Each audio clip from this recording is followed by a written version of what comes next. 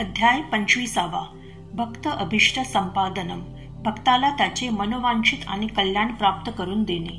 श्री गणेशाला नमस्कार असो, श्री सरस्वती देवीला नमस्कार असो, श्री गुरु महाराजांना नमस्कार असो, श्री कुलदेवतेला नमस्कार असो, श्री सीता व श्री रामचंद्र यांना नमस्कार असो, श्री सद्गुरु साईनाथांना नमस्कार असो.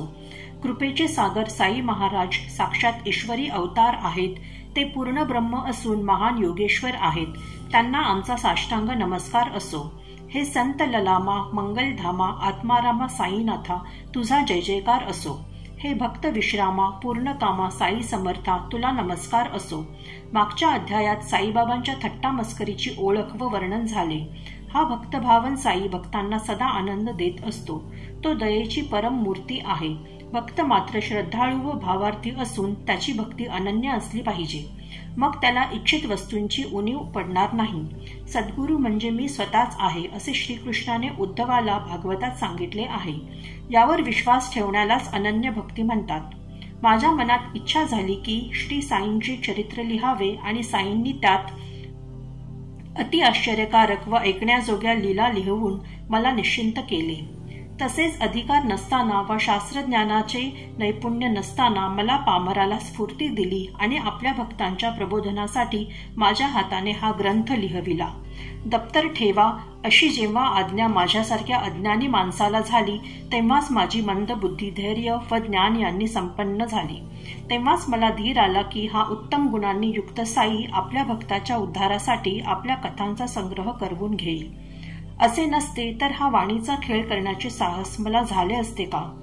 या चरित्ररूपी अमृताचा रस म्हणजे संतांच्या चरणांच्या प्रसादाचे पायस आहे. हे श्री साईंचे चरित्र म्हणजे भक्तांसाठी साईंच्या कथारूपी अमृताची पाणपोई आहे.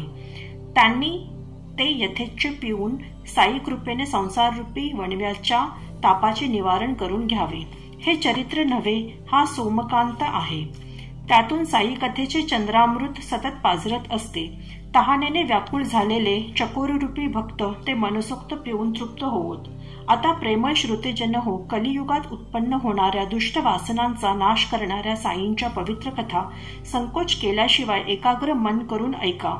साईबाबांवर जर का एकदा अनन्य श्रद्धा जडली तर ते त्या भक्ताचे सर्व अनर्थ दूर करून सर्व कष्ट निवारून त्याला इच्छित गोष्ट प्राप्त करून देतात. याबद्दलची एक गोष्ट साईंची भक्तवत्सलता दर्शविते. ती जर श्रोत्यांनी आदरपूर्वक ऐकली तर त्यांच्या मनाला आनंद होईल. म्हणून श्रोत्यांनो, ही नाविन्यपूर्ण कथा जीव लावून ऐका, म्हणजे गुरु माऊली कशी दयेची मूर्तिमंत सागर आहे याचा अनुभव येईल. ही कथा जरी फार लहान असली तरी तिच्या तात्पर्यापासून मिळणाऱ्या शिकवणीमुळे फार चांगली आहे. एक क्षण लक्ष द्या, म्हणजे तुमची सर्व संकटे बाजूला सरतील. अहमदनगरचे दामूअण्णा नावाचे एक सुखवस्तू धनवंत कासार जातीचे भक्त साईंच्या चरणी आसक्त होते. त्या श्रेष्ठ भक्ताची कथा ऐकून श्रोत्यांना आनंद होईल आणि साईबाबांची भक्तांचे रक्षण करण्याची तत्परता त्यांना प्रत्यक्ष दिसून येईल. दरवर्षीच्या रामनवमीच्या उत्सवाच्या वेळी 2 मोठी नवी निशाणे शिर्डी गावात मिरवीत निघतात. हे तेथील लोकांना माहीत आहे. त्यातील एक नानासाहेब निमोणकरांचे व दुसरे या दामूअण्णांचे असते. त्यांचे हे कित्येक वर्षांचे भक्तीचे व प्रेमाचे नेम अखंड चालू आहेत. दामूअण्णांना 2 स्त्रिया होत्या, परंतु संतती नव्हती. पुढे साईबाबांच्या आशीर्वादाने त्यांना पुत्ररत्न लाभले. या पुत्ररत्नानिमित्त दामूअण्णांनी रामनवमीच्या उत्सवाप्रित्यर्थ निशाणाचा नवस केला आणि तेव्हापासून दरवर्षी निशाणाच्या मिरवणुकीला प्रारंभ झाला. या मिरवणुकीची तयारी कोंडिवा नावाच्या सुताराच्या घरी होते आणि तेथून मग वाद्यांच्या गजरात ही निशाणे गावातून मिरवीत नेतात. मग त्या खूप लांब पताका मशिदीच्या दोन्ही टोकांना बांधतात. अशा प्रकारे समारंभपूर्वक उत्तम महोत्सव दरवर्षी होत असतो पहा. तसेच तेथे जे फकीर फुकरे येत असत त्यांना मनसोक्त जेवू घालून हे दामूशेठ रामनवमीचा नेम चालवित असत. त्या या दामूअण्णांची कथा श्रोत्यांसाठी वर्णन करून सांगतो. ती लक्ष देऊन ऐकली तर साईबाबांच्या सामर्थ्याची त्यांना कल्पना येईल. दामूअण्णांच्या मुंबईच्या एका मित्राने त्यांना पत्र पाठविले. उघड स्पष्ट 2 लाख नफा होईल असा फायद्याचा व्यवहार आपण करूया. तुमची व आमची भागीदारी ठेवू. या प्रत्येकी एक लाभ कमवूया. चटकन उत्तर धाडा. हा धंदा अगदी चोख आहे, त्यात कसली भीती नाही. या खेपेस कापूस खरेदी करूया. लगोलग भाव वर चढेल. वेळेवर जे सौदा साधून घेत नाहीत ते मग मागाहून पश्चाताप पावतात. अशी संधी फुकट जाऊ देऊ नये म्हणून अण्णांच्या मनाची खळबळ उडाली. त्या मित्रावर तर पक्का विश्वास होता, पण निश्चित विचार त्यांना सुचत नव्हता. धंदा करावा की न करावा याचा अण्णांच्या मनाला विचार पडला. काय होईल देवा, कसे होईल याचा त्यांच्या मनाला संशय पडला. दामू अण्णा साईगुरूंचे शिष्य होते. त्यांनी बाबांना पत्र लिहिले. आम्हाला स्वतंत्र बुद्धी नाही, आपणच आमचे छत्र आहात. प्रथम दर्शनी हा व्यापार करावा असे वाटते, परंतु त्यापासून लाभ होईल की नुकसान हे कृपा करून सांगा. पत्र माधवरावांकडे पाठविले आणि कळविले की हे बाबांना वाचून दाखवा आणि काय आज्ञा होईल ती कळवा. मला तर हा व्यवहार बरा वाटतो. दुसऱ्या दिवशी तिसऱ्या प्रहरी ते पत्र माधवरावांच्या हातात पडले आणि ते त्यांनी मशिदीत नेऊन बाबांच्या चरणी घातले. तेव्हा बाबांनी विचारले, काय श्यामा, घाई कसली रे, कसला कागद पायाशी लावतोस? श्याम्याने उत्तर दिले, बाबा, तो नगरचा दामू शेठ आपल्याला काही विचारू पाहत आहे. बाबा म्हणाले, काय बरे, काय लिहितो, काय कसले बेत करतो? मला वाटते तो आभाळाला हात लावू बघतोय. देवाने दिलेले त्याला पुरेसे वाटत नाही. बरे, वाच त्याचे पत्र. श्यामा म्हणाला, बाबा, आपण म्हणतात तसेच खरोखर शब्दशः पत्र दामू अण्णाचे आहे. देवा, आपण येथे स्वस्त बसता आणि तिकडे भक्ताची अस्वस्थता उठविता.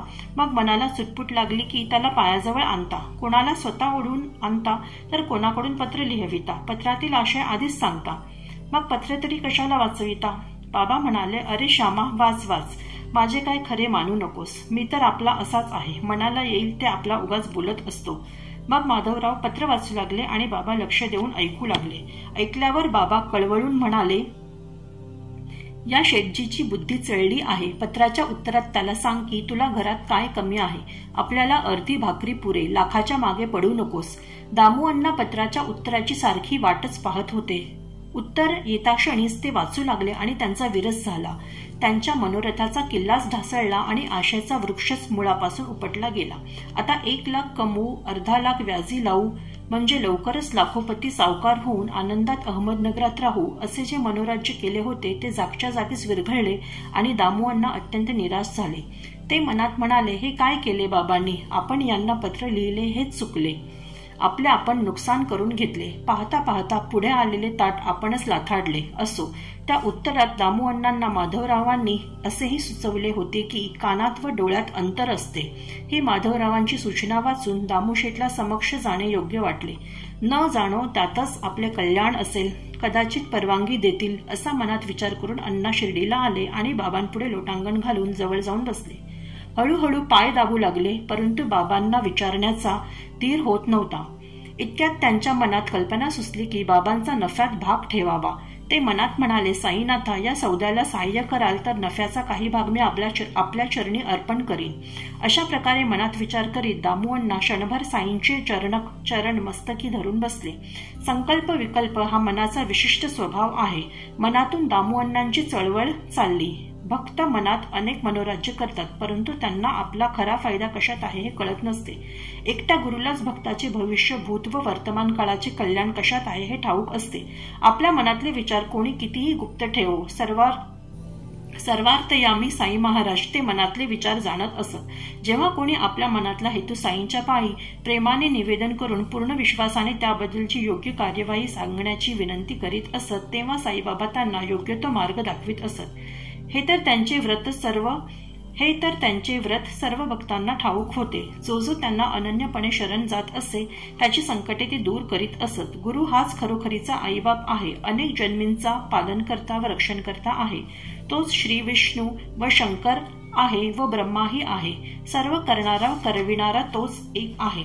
त्यांना लेकराने गोडधोड खायला मागितले तर आई त्याला बाळकडू नावाचे लहान मुलांचे औषध पाजते. लेकराने हातपाय आपटले किंवा ते रडले तरी आईच्या प्रेमाचा निर्णय अगदी ठाम असतो, कारण औषधाच्या कडूपणाच्या योग्य वेळी पुढे गुण येत असतो. परंतु त्या लेकराला त्या गुणांची काय कल्पना, कोणत्या गोष्टी लक्षात ठेवायच्या असतात त्या आईलाच ठाऊक असतात. अण्णांनी जरी भागीदारी ठेवली तरी बाबा काय त्यामुळे मोहात पडतील.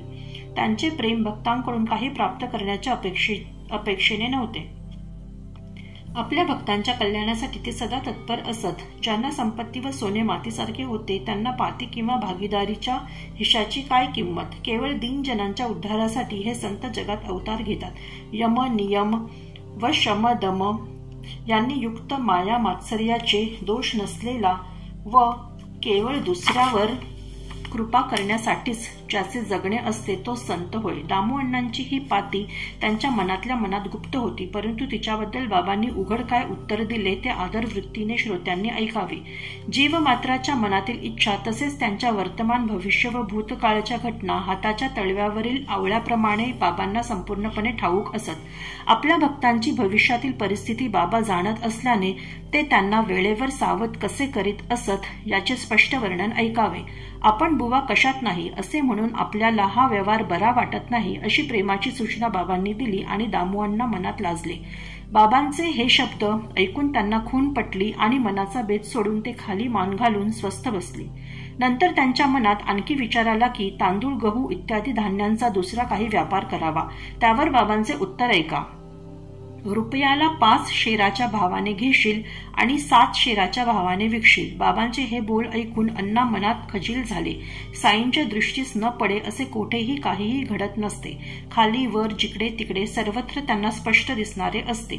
इकडे दामुअण्णांचा मित्र खोल विचारात पडला. काय करावे त्याला समजेना. अण्णांचे उत्तरही नव्हते. इतक्यात दामुशेठने त्याला पत्र लिहून घडलेला सर्व वृत्तांत कळविला. तो वाचून त्या मित्राला आश्चर्य वाटले. तो मनात म्हणाला, नशिबाचा फेरा किती विचित्र असतो. सौदा चालून आला होता, स्वतःचा का विचार केला नाही. फकीराच्या नादी कशाला लागला आणि फुकट लाभ घालवून बसला. देव देतो कर्म नेते, होणाऱ्यासारखी बुद्धी होते. असा चोख व्यवहार जेथे होता तेथे हा फकीर मध्येच आडवा का यावा. कामधंदा सोडून जे वेड्यावानी दारोदार तुकडे मागून पोट भरतात ते सांगून काय सांगतील. असो, दामू अण्णाच्या नशिबीस नव्हते म्हणून त्याला अशी बुद्धी झाली. आता आपण दुसरा कोणी भागीदार पहावा. यद्भावी न तद्भावी, भावी चित्र तदन्यथा. जे घडायचे नाही ते घडणारच नाही आणि जे घडणार असेल ते वेगळ्या तऱ्हेने घडणार नाही, म्हणजे तसेच निश्चित घडेल. असो, अशा प्रकारे दामुअण्णा स्वस्थ बसले आणि ज्यांचे कर्माचे फळ अंगावर पडणार होते ते त्या मित्राचे भागीदार झाले आणि ते संकटात पडले. ते सट्टा करायला गेले, परंतु त्यांचा दिवस उलटा उगवला. त्यांना दुर्दैवाचा फटका बसला आणि तोटा झाला. जणू काय त्या फकीराच्या दंड्याचा मारच बसला. आपला दामुअण्णा किती नशिबाचा व शहाणा. त्याचा साई खरोखरच अनमोल मोती आहे. केवढी त्याची भक्ताविषयी कळवळ. मित्र म्हणून दामुअण्णा माझ्या नादी लागला असता तर चांगलाच फसला असता. त्या फकीराच्या नादी लागून बिचारा वाचला. खरोखरीच केवढी त्याची श्रद्धा. त्याच्या वेडेपणाची मी केलेली थट्टा व माझ्या शहाणपणाची घमेंड व्यर्थ होती याचा मला अनुभव आला. त्या फकीराची मी उगीच निंदा केली. तसे न करता मीही त्याच्या नादी लागलो असतो तर मलाही त्याने वेळेवर जागे केले असते आणि ही फसवणूक झाली नसती. आता आणखी एक गोष्ट सांगून दामुअण्णांच्या वृत्तांताला आवरूया.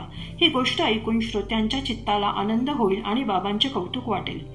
एकदा पहा, असे घडले की गोव्याहून एक पार्सल आले. कोणीतरी मामलेदार राळे या नावाने नामांकित आंबे धाडले आणि बाबांच्या पायी अर्पण व्हावेत म्हणून माधवरावांच्या नावाने कोपरगावी स्वीकार होऊन शिर्डीला आले.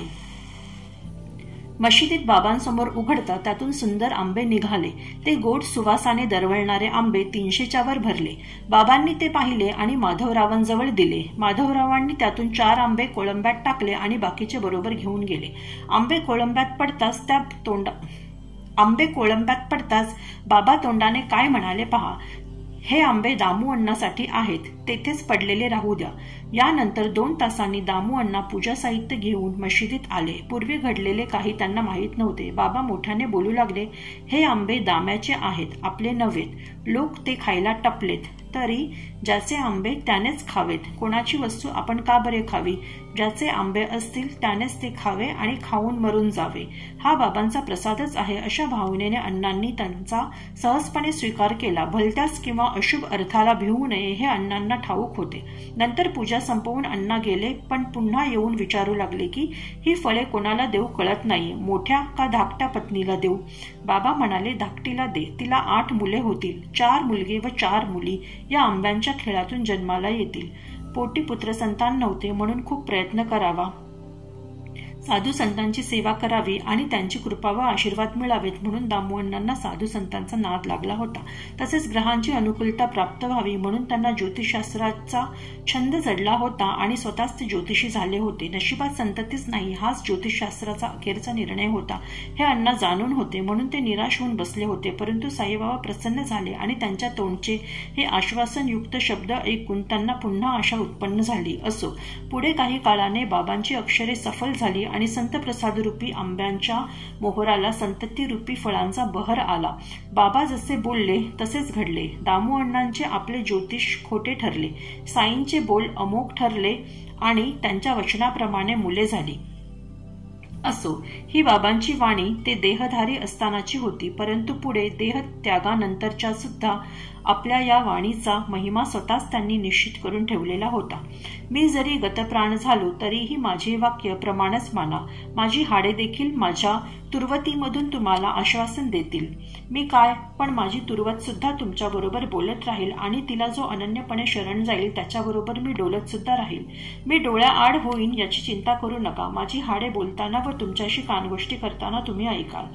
मात्र माझे स्मरण करा, अंतःकरणात माझ्याबद्दल विश्वास ठेवा आणि निरीक्षपणे माझे भजन करा, म्हणजे आपले कल्याण साधलेले व्हाल.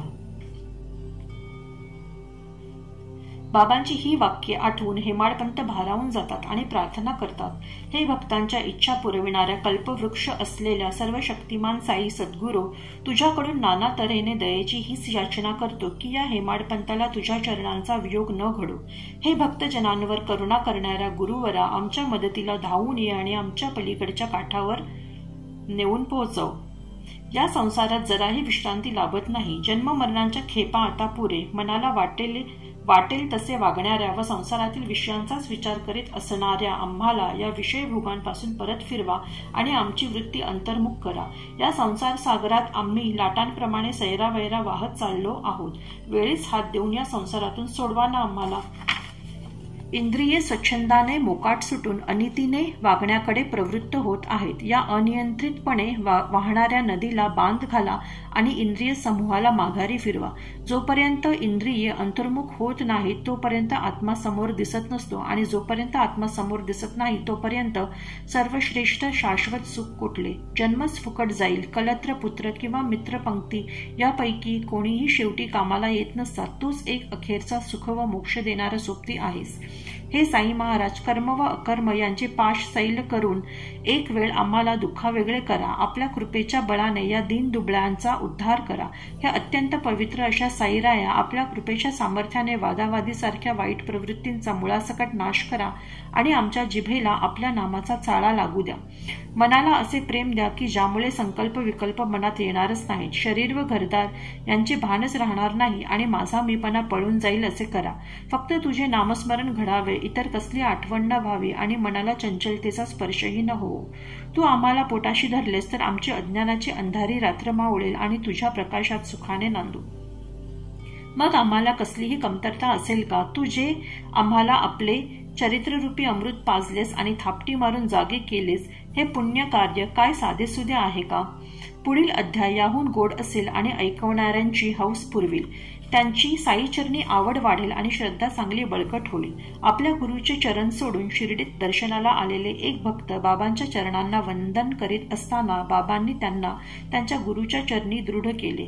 तसेच दुसरे एक श्रीमंत परंतु संकटग्रस्त गृहस्थ पत्नी व मुलासकट साईंच्या दर्शनाला आले असताना त्यांचा मनोदय कसा पुरविला, अपस्माराने पिडलेल्या त्यांच्या मुलाला नुसत्या दर्शनाने रोगमुक्त कसे केले आणि पूर्वी झालेल्या दृष्टांताची आठवण कशी दिली हे ऐका. हेमाडपंत साईंना शरण येऊन श्रोत्यांना आदरपूर्वक विनवणी करीत आहेत की साई कथा ऐकण्यास आसक्त व्हा आणि कानांचे सार्थक करून घ्या. सर्वांचे कल्याण असो अशा प्रकारे संत व सज्जन यांनी प्रेरणा केलेल्या भक्त हेमाडपंत यांनी रचलेल्या श्री साई समर्थ यांच्या सत्यचरित्राचा भक्त अभिष्ट संपादनम नावाचा 25वा अध्याय समाप्त झाला. श्री सद्गुरू साईनाथांना अर्पण असो. सर्वत्र मंगल असो.